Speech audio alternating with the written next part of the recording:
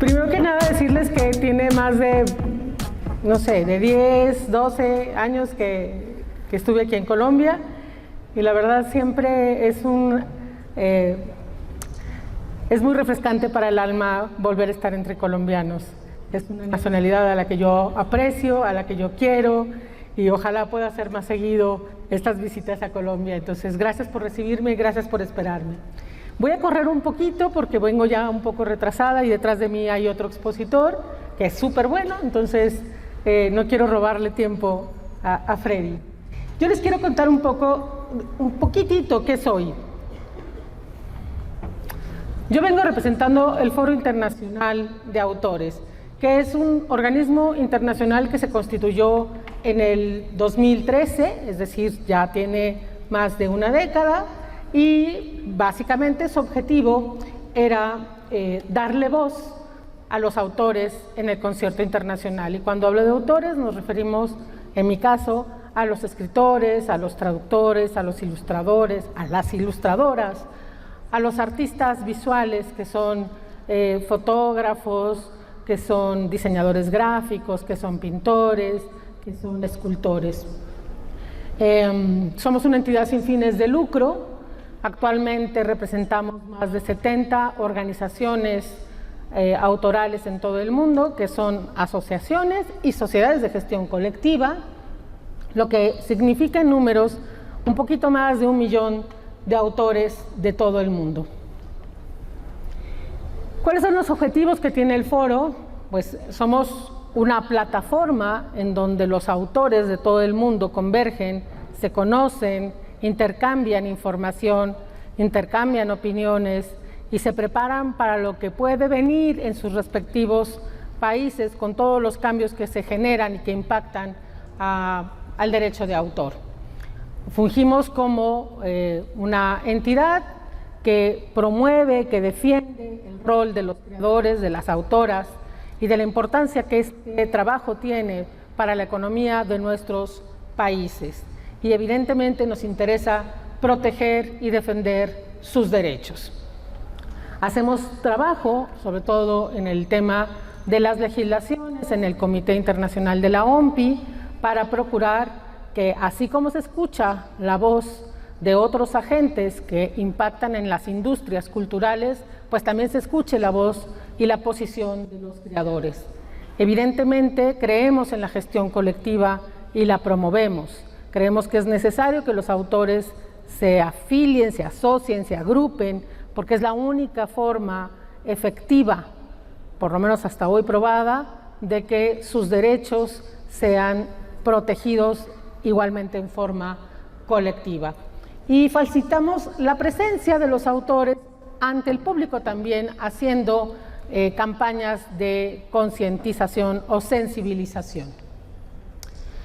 Como yo decía, tenemos un lugar permanente como observadores en el Comité Internacional, en el Comité de Derechos de Autor y Derechos Conexos de la OMPI. Y en América Latina, pues en realidad tenemos un camino muy cortito.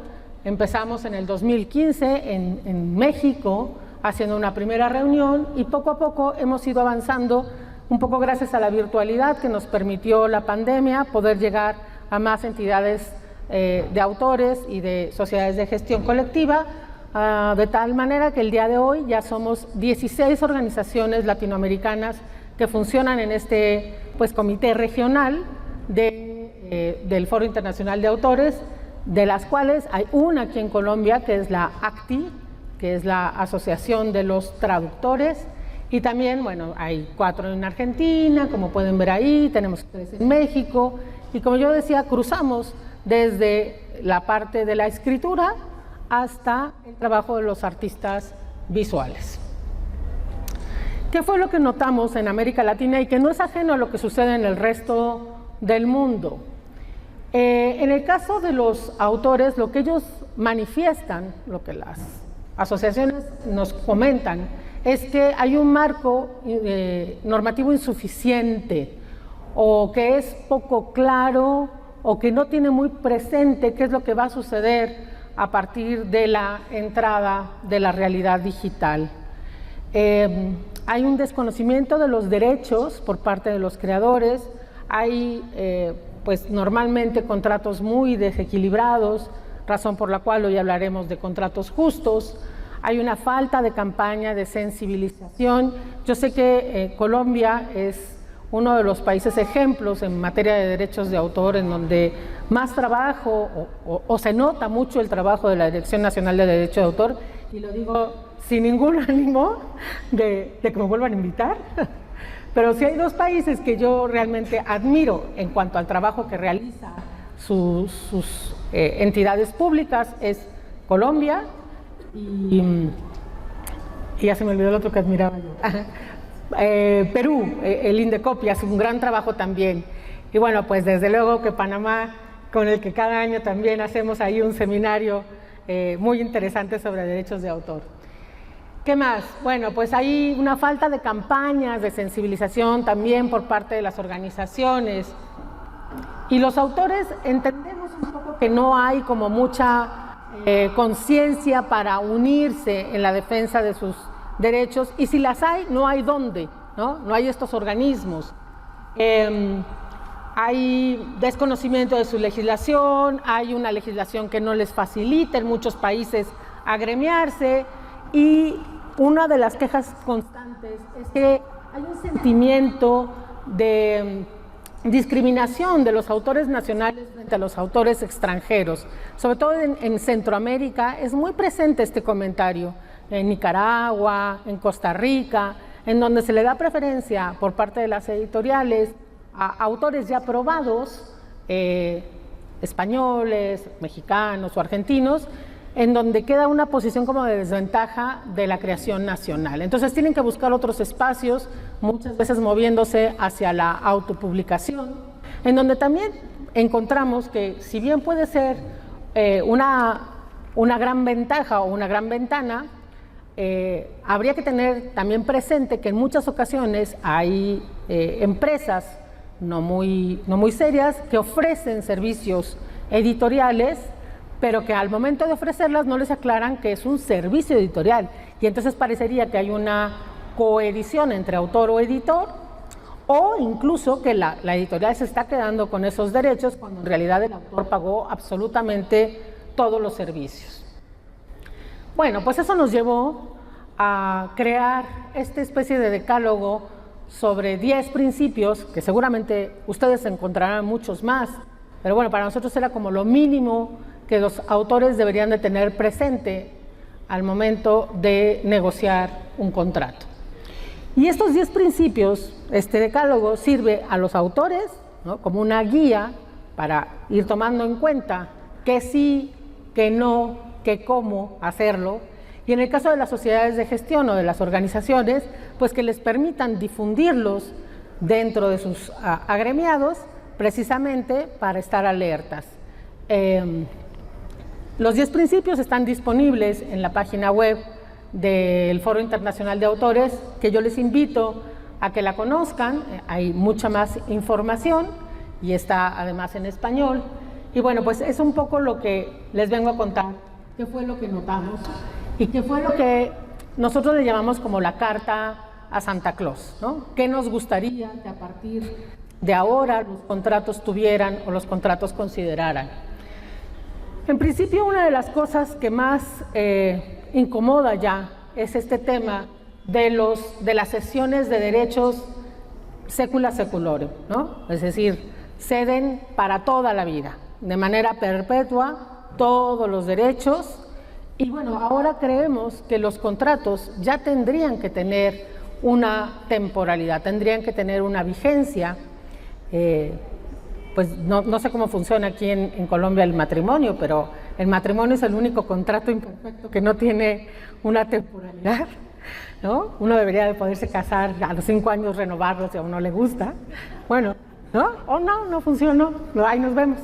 Bueno, pues eso tendría que ser igual con los contratos, es decir, tener cláusulas muy claras en donde se establezca una vigencia, por cuánto tiempo se están cediendo los derechos o para cuántas ediciones se están cediendo esos derechos o reimpresiones que se puedan realizar, y que los autores tengan la posibilidad de, una vez que ha concluido el contrato, decidir conjuntamente con el editor si siguen adelante en esta aventura comercial o si no funcionó y simplemente pues se dan la mano, se dan las gracias y cada quien va a buscar un nuevo autor, una nueva editorial.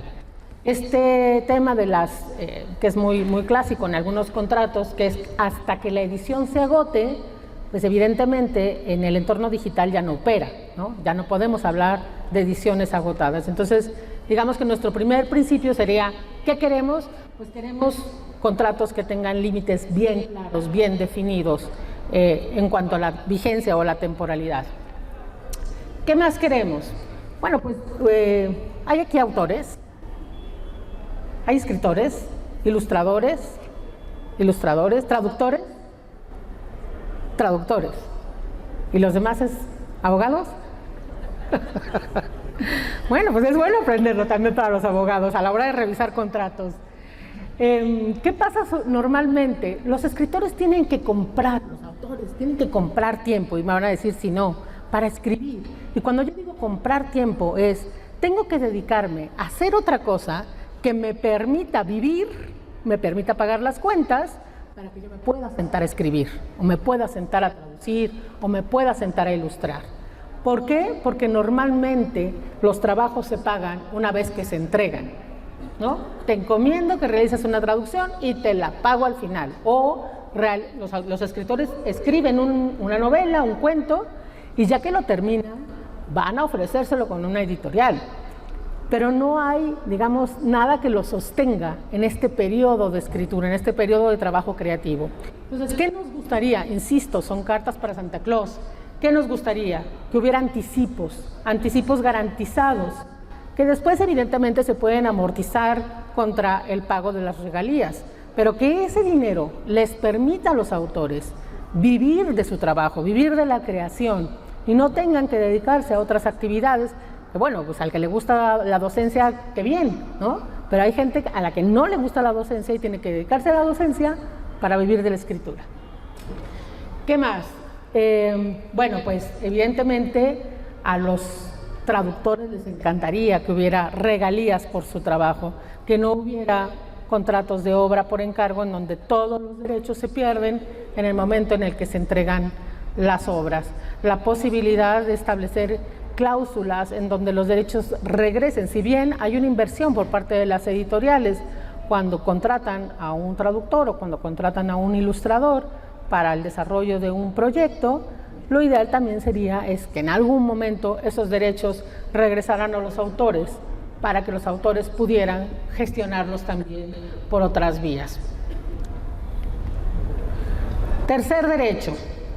Bueno, pues queremos evidentemente el reconocimiento de los derechos de los autores, los derechos en general, sobre todo en este caso estamos hablando todavía de los patrimoniales, que no hubieran estas sesiones globales, estas sesiones que son para todos los usos, en todas las modalidades, les digo yo, en todos los territorios. Yo no sé si aquí hay muchos abogados, ¿han visto contratos que dicen para todo el universo? Yo quiero ver a la gente editando en Marte, ¿no? Entonces, del otro lado uno tendría que explicarles, señoras abogadas, explicarles a los clientes que esos contratos generan una obligación también para el editor.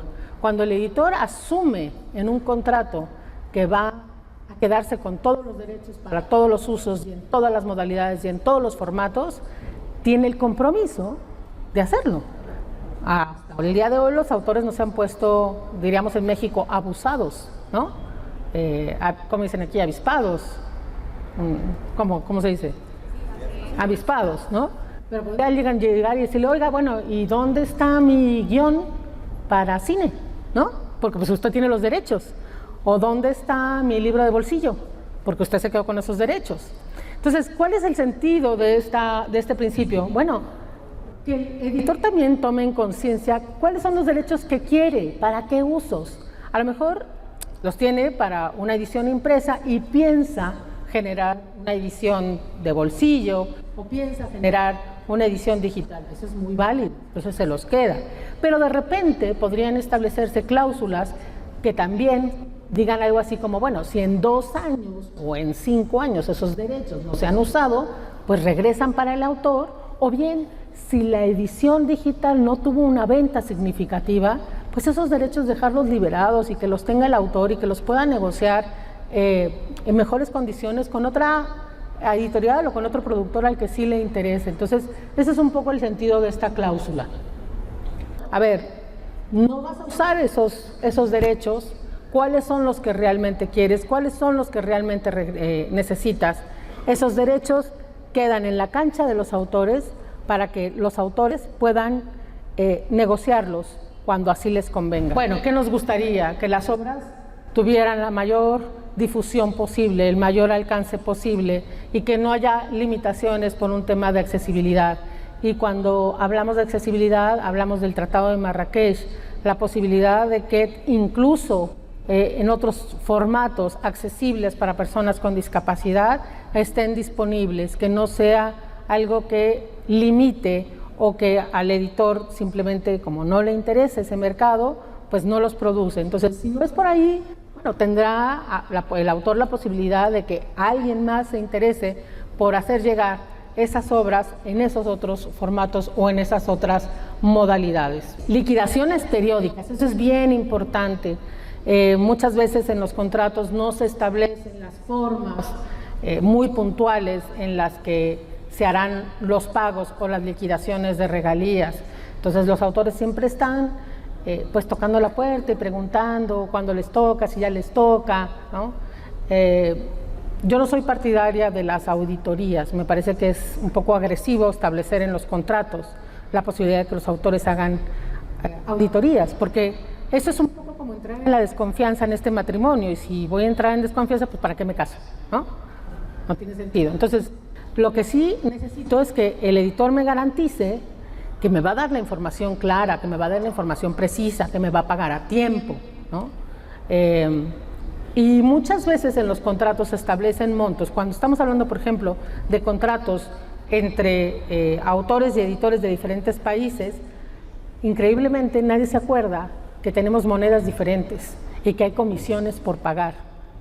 Y entonces lo que el autor tiene en expectativa no es lo que recibe. Y no es lo que recibe porque hay una comisión bancaria que pagar. Alguien la tiene que pagar. O la paga el autor, o la paga la editorial, o la comparten, ¿no? Pero eso sería bueno que se estableciera desde el contrato, en qué tipo de moneda se va a pagar y cómo se va a asumir el costo de las comisiones bancarias, cuándo se va a pagar, en qué temporalidad se va a pagar, cómo se va a liquidar. Entonces, siempre tener claridad en este tipo de temas, en los temas de los dineros. El tema de los derechos morales, ese es bien importante.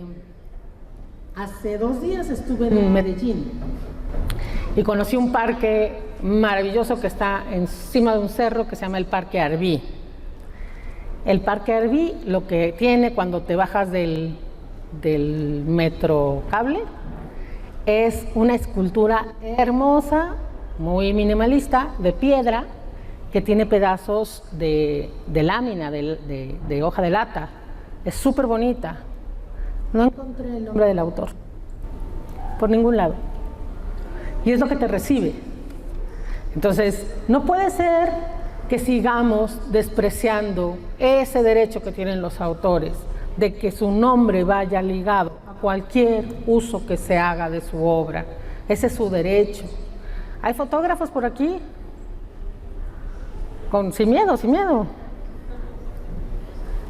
Bueno, en México, la presidenta de la Asociación de Fotógrafos dice que el fotógrafo más popular de México se llama Archivo. Aquí, ¿cómo le dirían? ¿Cómo le ponen al pie cuando no saben de quién es la foto? Anónima, pero luego tienen otro como de... O sea, lo que sería el archivo para nosotros. ¿Cómo? Imágenes de archivo. Ok, bueno, igual, ¿no? Créditos al autor. Sí, claro. Entonces, ¿y quién es el autor? ¿Y quién tomó la foto? No aparece. Y en el caso de los traductores, a los traductores por lo general los ponen adentro, a lo mejor en la página legal.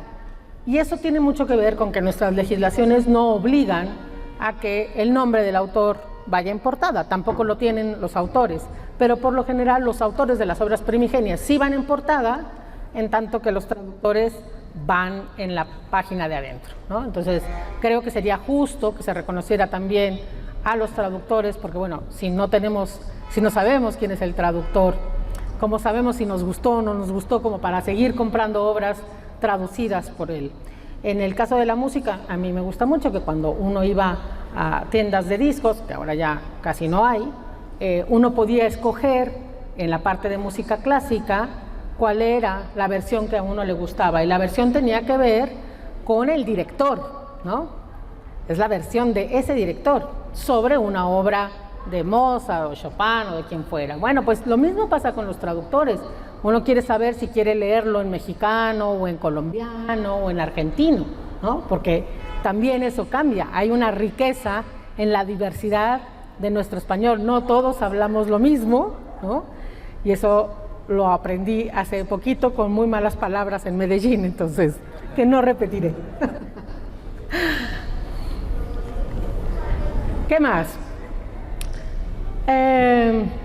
Bueno, cláusulas excesivas que prohíban la competencia o que restrinjan las posibilidades de los autores para contratarse con otras editoriales.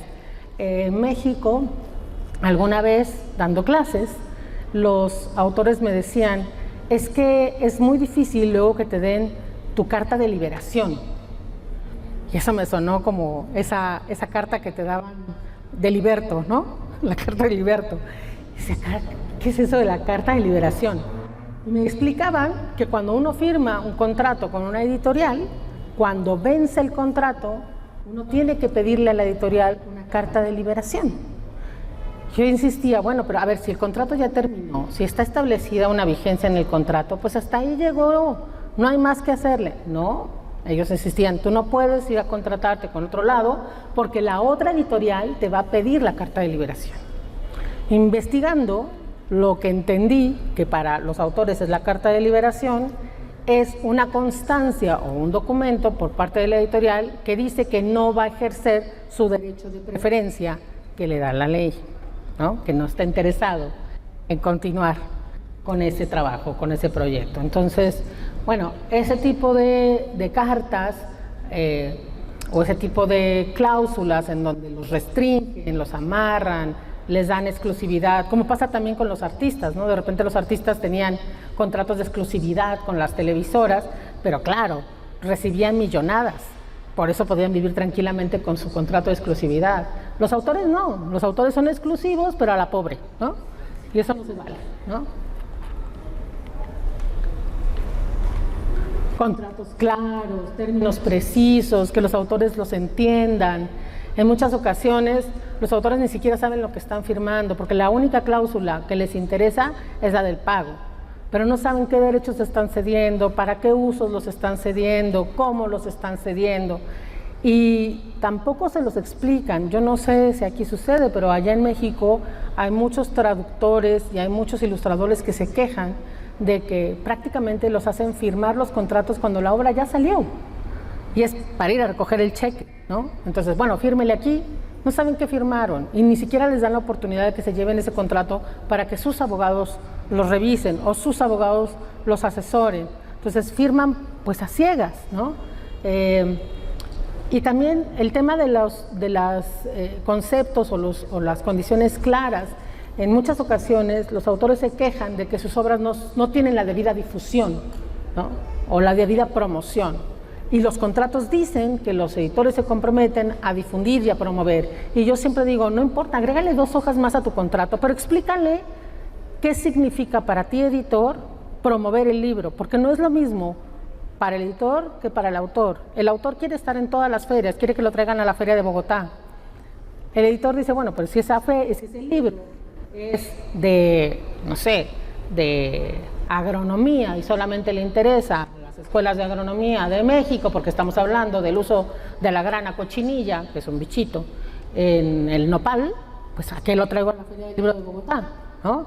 Entonces díganle, lo vamos a llevar a 2 ferias de nivel nacional, ¿no? O lo vamos a llevar a las principales ferias universitarias, o el libro va a estar presente en tal y tal y tal librerías, o en las librerías principales de los estados principales de la República. A eso me refiero cuando decimos que sean claros, ¿no? Porque por ahí pueden venir muchas desavenencias. Finalmente, lo que queremos es que exista un equilibrio entre los beneficios que adquieren autores y editores con relación a la obra, que no sea solamente pues la parte que gana es la parte de la producción y la parte creativa es la que está en desventaja. Y básicamente, para terminar, creo que corrí, pero bueno, para terminar,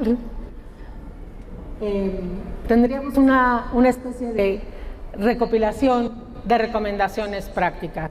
Primero, pues que haya contrato, ¿no? Estos asuntos donde uno confiaba en su editor, ¿no? Había mucha simbiosis entre autores y editores, y pues es mi editor de toda la vida, no me va a traicionar, siempre me cuida. Eso ya no podemos creerlo así, y más después de la pandemia, ¿no? Nadie tenemos la vida comprada, y es bueno que existan documentos en donde se asiente cuáles son los términos y las condiciones de esta negociación. Los autores tienen que leer los contratos, ese es otro de los temas, los autores no leen los contratos, leerlos y entenderlos, y si no entienden algo tendrán que preguntar a qué se refiere con, que se expliquen, que les dejen una copia de sus contratos. Hay muchos autores que no tienen copias de sus contratos, no saben cuándo vencieron, si vencerán, si están en prórroga automática, si continúan casados con esa persona, en fin. Segundo, definir claramente cuál es el objeto del contrato, qué derechos estoy cediendo, qué derechos le voy a transmitir a la editorial, para qué usos. Ya sabemos que ahora hay una gama enorme de posibilidades de explotación de las obras literarias, de las obras, de las imágenes, de las obras de música. Entonces, ¿para qué usos los estoy permitiendo? Incluir en la medida de lo posible, señores abogados, señoras abogadas, cláusulas de reversión de los derechos que no se exploten durante algún tiempo, ¿no? El editor los quiere o el productor los quiere, pero bueno, pasa el tiempo, no los usa y al autor le sale por ahí algún otro enamorado, dejar que esos derechos queden liberados para que los puedan utilizar. Recordar la temporalidad, es bien importante que los autores sepan por cuánto tiempo están en esa negociación, tienen que respetar, tienen que honrar ese contrato que suscribieron con esa editorial, y también cómo se renueva ese contrato, ¿no?